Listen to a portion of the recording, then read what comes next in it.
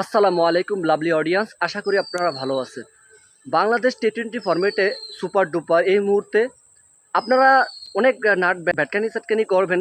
Two be very honest, আসলে Bangladesh super duper টি-20 ফরম্যাটে at least বর্তমান টি-20 ফরম্যাটে বাংলাদেশের 9 নম্বর অবস্থান, মানে ওডিআই আর কি র্যাঙ্কিংয়ের চাইতেও বাংলাদেশ টি-20 র্যাঙ্কিংটা অনেক উন্নতি এবং রেটিং পয়েন্টটা খুবই ভালো। কারণ দেখেন, এর আগে কিন্তু তারা 4টি আর কি সিরিজ উইন করেছে, সেটা আপনারা দিবালোকের মতো দেখছেন। কিন্তু এর পূর্বেও কিন্তু ওয়েস্ট ইন্ডিজদের এগেনস্টে কিন্তু বাংলাদেশ খেলছে লিটন দাসের নেতৃত্বেই। সেই টি-20 ফরম্যাটে সেই এগেনস্ট ছিল, ওয়েস্ট ইন্ডিজকেও কিন্তু তারা হারিয়েছে এবং কি সিরিজ উইন করছে।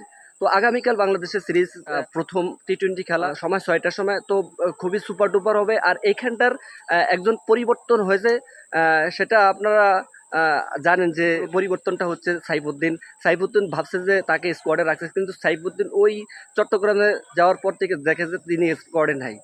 তো এই যে বাংলাদেশের ক্রিকেটের আর কি বিসিবিতে যে ঝামেলা, মানে এই সৌম্য সরকারে আসিল কিন্তু যাইতে পারে নাই। এই আবার নাইম শেখে যাওয়াটা অনেকটা টাফ হয়ে গেছিল ইউইতে। তারপর দেখি সাইফুদ্দিন নাই। মানে এই ধরনের এগুলো ইন্টারন্যাশনাল যদি হয়, তাহলে বাংলাদেশের ক্রিকেট কবে উন্নতি হবে এইটাও দেখবার বিষয়।